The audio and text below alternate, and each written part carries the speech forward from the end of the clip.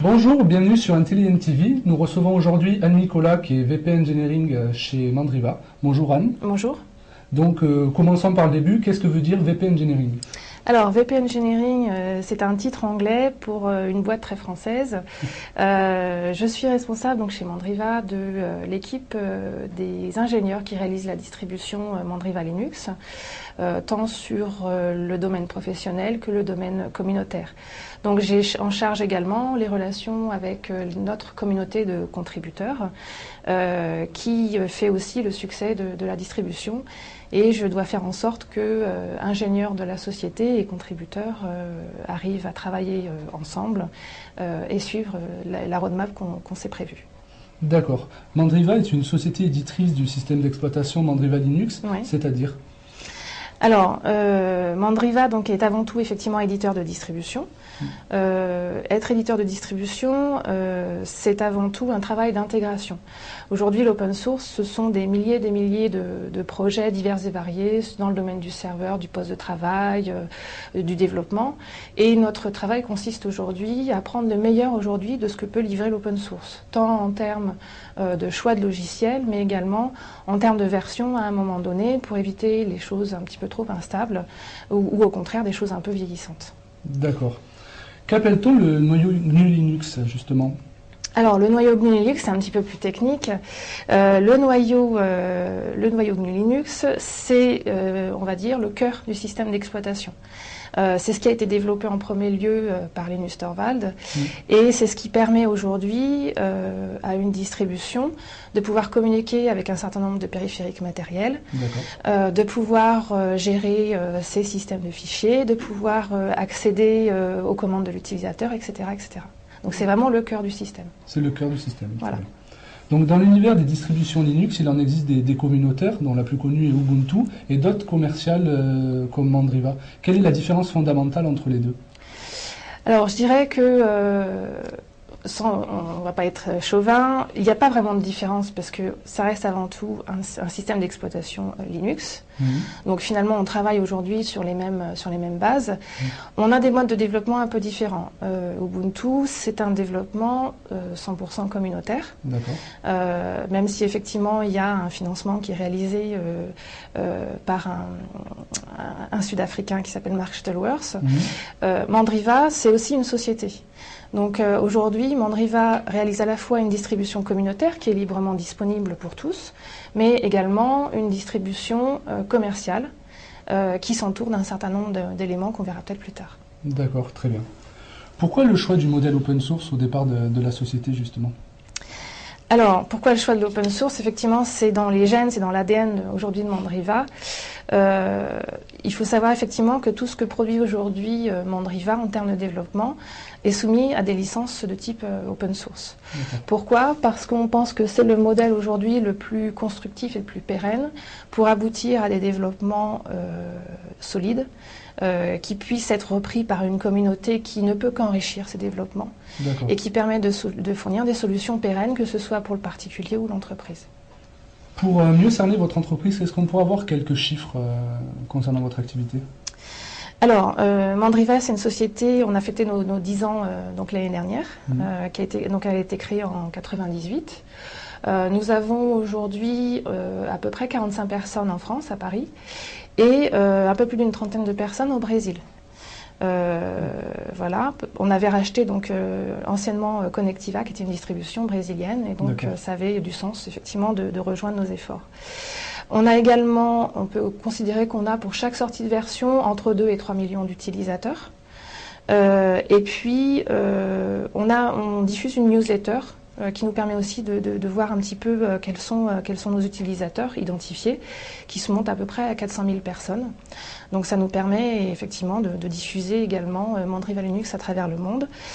Et puis, chiffre intéressant, c'est une distribution qui aujourd'hui est traduite en 72 langues. Donc on est vraiment diffusé dans le monde entier. Une question subsidiaire, quand vous dites que vous avez une communauté de 3 millions d'utilisateurs, et après donc une clientèle, on va dire peut-être plus cernée, c'est comme ça que vous définissez les deux niveaux?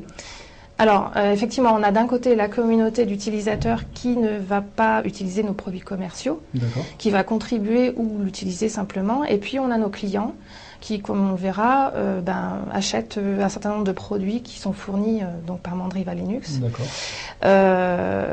Et donc, ces clients, effectivement, ce sont à la fois des gens qui ont un certain nombre de besoins d'être réassurés auprès d'un éditeur, mais ces clients, on peut aussi les trouver au sein de la communauté. C'est-à-dire que c'est des gens qui sont utilisateurs de la communauté et qui vont peut-être basculer un jour comme client. Pourquoi devenir un client alors qu'on peut utiliser le logiciel de façon libre? Alors, c'est une très bonne question. On se bat un petit peu, effectivement, contre cette notion qui dit aujourd'hui que le libre, c'est gratuit. Effectivement, en anglais, free, ça veut dire libre, mais ça veut dire aussi gratuit. Et il n'en reste pas moins que, effectivement, quand on met en place un serveur sous Linux, quand on diffuse un certain nombre de logiciels à l'intérieur de l'entreprise, quand on fait du poste de travail, on a besoin d'un certain nombre de compétences, de réassurance, de support technique à plus ou moins haut niveau. Et Mandriva aujourd'hui se propose de fournir cet ensemble de services qui vient compléter l'offre produit. Et quel est votre positionnement par rapport à des intégrateurs? Est-ce que vous travaillez avec des intégrateurs ou pas, par exemple? Alors oui, tout à fait. Donc les intégrateurs, effectivement, vont utiliser nos produits, que ce soit la distribution ou, comme on le verra tout à l'heure, Pulse, qui est de la gestion de parc. D'accord, très bien. Et nous, on arrive en appui, généralement en support 3e niveau, pour venir compléter les compétences de l'intégrateur. D'accord, très bien. Donc Mandriva est-il uniquement un éditeur d'une distribution Linux ou vous développez-vous d'autres produits? Alors, c'est vrai que le métier de base de Mandriva, c'est la distribution. Alors, que ce soit la distribution grand public, qui est peut-être aujourd'hui la plus mise en avant. Notre distribution commerciale qui s'appelle PowerPack est destinée plutôt au grand public. Mais on fournit également des solutions pour l'entreprise, un produit serveur. Donc qui est adapté aux besoins justement du serveur en entreprise. On fournit également une distribution adaptée à ce qu'on appelle le marché de l'OEM, c'est-à-dire les systèmes d'exploitation préinstallés sur du laptop, sur du poste de travail, sur le netbook qui est en vogue aujourd'hui. Et donc on fournit des solutions optimisées pour une certaine plateforme matérielle.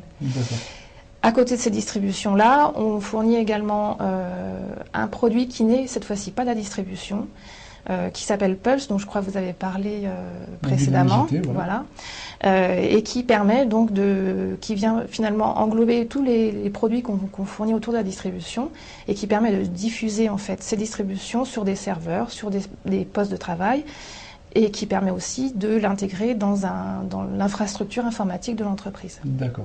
Je précise aussi que donc laptop, ça veut dire ordinateur portable.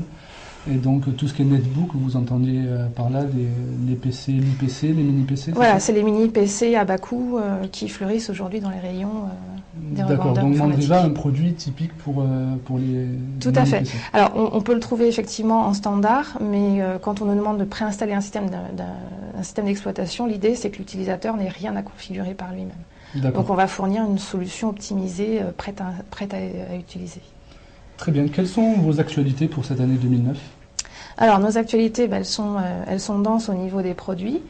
Dans 2 mois, à la fin du mois d'avril, on sortira notre version 2009 Spring. Donc, c'est la version de notre distribution de base qui sort tous les 6 mois. Avant ça, donc début avril, on prévoit également de sortir la Mandriva Enterprise Server 5. Donc la distribution dédiée aux serveurs d'entreprise. Et puis également, on prévoit d'être présent à un certain nombre d'événements, dont un événement aujourd'hui hors de nos frontières, qui est LinuxTag, qui a lieu donc en Allemagne, et qui est le grand rassemblement de l'open source en Allemagne, mais aussi en Europe. Où peut-on trouver des informations sur Mandriva et sa communauté? Alors, vous pouvez trouver des informations institutionnelles sur www.mandriva.com et pour notre communauté sur wiki.mandriva.com. Merci à Nicolas d'être venu dans les studios d'NTN TV pour nous parler de Mandriva. Merci. Au revoir. Au revoir.